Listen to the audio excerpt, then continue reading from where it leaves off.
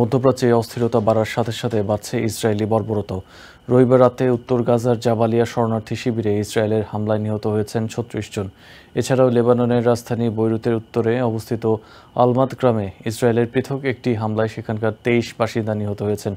অভিযানের তীব্রতা বাড়ানোর সাথে সাথে যুদ্ধ পরবর্তী সময়ে প্যালেস্টাইন রাষ্ট্র গঠনেও নিজেদের অবস্থানে অটল রয়েছে ইসরায়েল। দেশটির পররাষ্ট্রমন্ত্রী গিডিয়ান সার বলেছেন, প্যালেস্টিনিয়ানদের জন্য আলাদা রাষ্ট্র প্রতিষ্ঠার বিষয়টি বাস্তবসম্মত নয়। এ সময় তিনি সাংবাদিকদের বলেন, মধ্যপ্রাচ্যের নিরাপত্তার জন্য এখন সবচেয়ে প্রয়োজনীয় পদক্ষেপ হল ইরানকে পারমাণবিক অস্ত্রের অধিকারী হতে না দেয়া। এদিকে গাজার নুসেইরাত শরণার্থী শিবিরে রবিবার রাতে চালানো ইসরায়েলের হামলায় আরও এক সাংবাদিক ও তার স্ত্রী নিহত হয়েছেন। নিউ ইয়র্ক থেকে সম্প্রচারিত TVN 24 টেলিভিশন বিশ্বজুড়ে বাঙালির কণ্ঠস্বর।